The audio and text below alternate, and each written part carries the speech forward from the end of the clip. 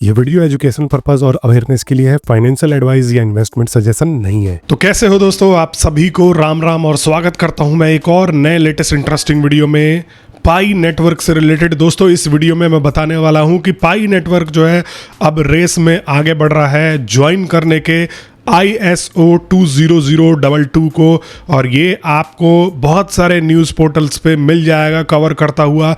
मैंने भी यहाँ पर जो है ढेरों न्यूज़ पोर्टल्स पे देखा कि ये जो है पाई नेटवर्क इस रेस में आगे बढ़ रहा है, और यहाँ पर हम इसकी पॉसिबिलिटीज़ बात करेंगे और ये भी देखेंगे कि क्या यह पाई के किस्मत को बदल सकता है, या इसके बाद पाई जो है वो किस स्टैंड पे होगा अगर इसने यह जो है मुकाम हासिल कर लिया। तो आपको इस वीडियो में मैं प्रॉपर तरीके से हर चीज एक्सप्लेन करके बताने वाला हूं। और आप लोग अगर अभी तक मेरे चैनल से सब्सक्राइब नहीं हो तो भाई सब्सक्राइब करके जुड़ जाना। आप लोगों के लिए मैं ऐसे ही लेटेस्ट इंटरेस्टिंग वीडियोस लेकर के आता रहता हूं। अब आपको मैं स्क्रीन पर लेके आ जाता हूं और आप देख सकते हो स्क्रीन पर कि यहां पर एक कॉइन टेलीग्राफ करके एक न्यूज पोर्टल है। यहां पर इसका न्यूज है कि MarketWatch Pi joins the ISO 20022 race alongside Ripple and Stellar. Stellar भी इसी के रेस में है और यहाँ पर रिपल भी इसी के रेस में यहाँ पर है। और स्टेलर का अगर मैं कॉइन की बात करूँ तो XLM, तो ये जो है स्टेलर का कॉइन है। आप इसके प्राइस को देख सकते हो यहाँ पर, और यहाँ पर इसका डाटा भी थोड़ा सा टाइम लेगा, लोड हो रहा है। और यहाँ पर इसका मार्केट कैप देखो आप लोग, जो है लगभग 10 बिलियन का मार्केट कैप लेकर के बैठा हुआ है। और एक टाइम पे पाई भी यहाँ पर 15 से 20 बिलियन के मार्केट कैप के साथ में लॉन्च हुआ था, और ये इसके कंपटीशन में मानते हैं। और रिपल की अगर मैं बात करूं जिसका कॉइन है यहाँ पर XRP, तो आप देख सकते हो कि इसकी वैल्यू जो है वो $2.151 पे जो है ये जाके बैठा हुआ है। और एक टाइम पे इसका भी यहाँ पर ओवरऑल कंपटीशन बताया जा रहा था पाई के साथ में। हालांकि अगर हम इसके मार्केट कैप की बात करें तो भाई ये 151 बिलियन का मार्केट कैप लेके बैठा है, मतलब लाखों करोड़ों का इसके ऊपर जो है इन्वेस्टमेंट लगा हुआ है। और देखो इसके जो है ये अभी प्रॉपर आप इसका चार्ट देख सकते हो, ये कुछ सीन चल रहा है। अब मैं बात करूं अगर पाई नेटवर्क की, तो पाई नेटवर्क को देखो, और अभी की स्थिति में पाई नेटवर्क की अगर मैं बात करूं तो यहाँ पर देख लो 2 बिलियन का मार्केट कैप लेके बैठा हुआ है, जो कि यहाँ पर जो है अभी जो अपने पीक पर था उससे लगभग बोला जाए तो यहाँ पर 80-90% यह जो है डाउन है। और अब यहाँ पर यह चर्चा बहुत ज्यादा तेज हो रही है कि पाई अब इस होड़ में है कि वह जो है ISO 20022 को ज्वाइन करे और उसमें जो है अपना पार्टिसिपेशन दिखाए। अब सबसे पहले तो आप जो देख रहे हो स्क्रीन पे, इसका मतलब क्या होता है? इसका मतलब ये होता है दोस्तों कि यहाँ पर ये एक ऐसा स्टैंडर्ड है जहाँ पर ये जो है हर क्रिप्टो करेंसी इसको ज्वाइन करना चाहता है। और इस स्टैंडर्ड के हिसाब से अगर कोई क्रिप्टो करेंसी चल रहा है तो इसका मतलब वो जो है फाइनेंशियल ट्रांजैक्शंस को स्मूथ बना सकता है और ज़्यादा सेफ बना सकता है।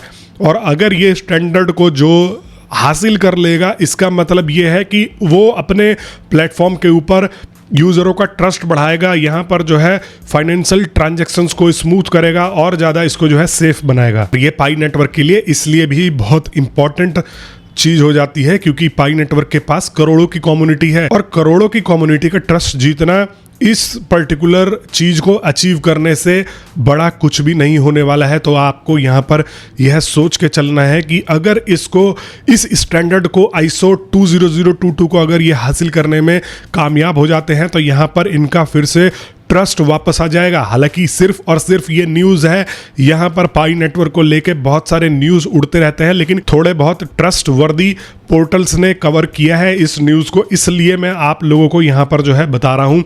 अब आपको देखो, अब इसके फायदे सुनो। अगर ये जो है ISO 20022 के अगर ये जो है स्टैंडर्ड के हिसाब से आ जाता है तो इसको सबसे मेन तो ग्लोबल रिकॉग्नाइजेशन और ट्रस्ट मिलेगा।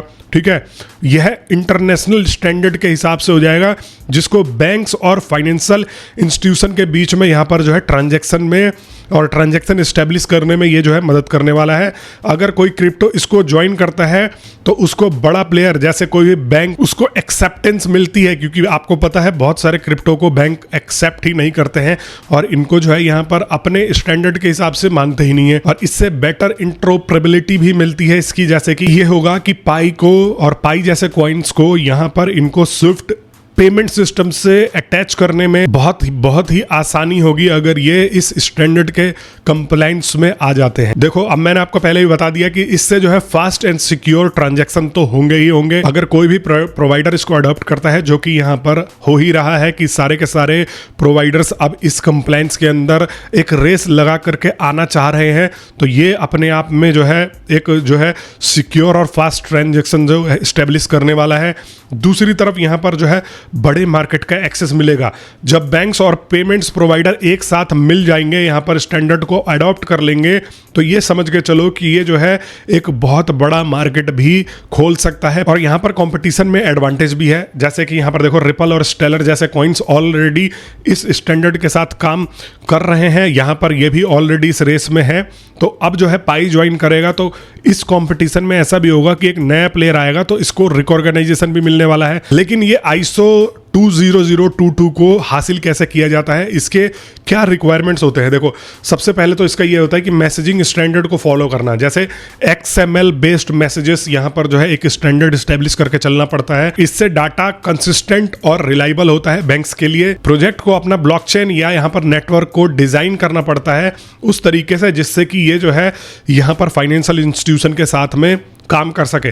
कंप्लायंस और रेगुलेटरीज को फॉलो करना पड़ता है, जैसे जो भी देश में या जो भी पूरी दुनिया में जो है कानून चल रहा है उसके हिसाब से अपने आप को ढालना पड़ता है, जो कि पाई नेटवर्क नहीं है। हमने देखा कि बहुत बार ये केस सामने आया कि पाई नेटवर्क ने अभी अपने आप को पूरी तरीके से ओपन ही नहीं किया है, स्टैंडर्ड के हिसाब से जो है वो अभी लेके चल ही नहीं रहे हैं।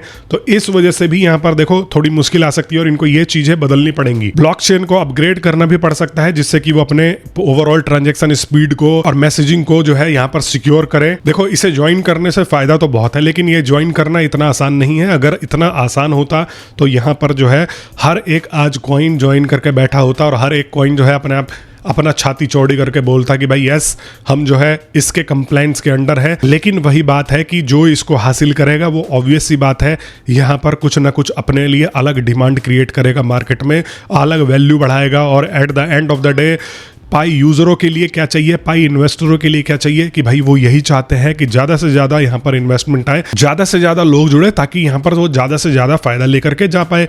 बाकी आप लोग मेरे को कमेंट बॉक्स में बताना कि क्या पाई को ये पूरा का पूरा ओवरऑल स्ट्रक्चर ज्वाइन करना चाहिए, नहीं करना चाहिए, आप क्या सोचते हो आपके नज़र में।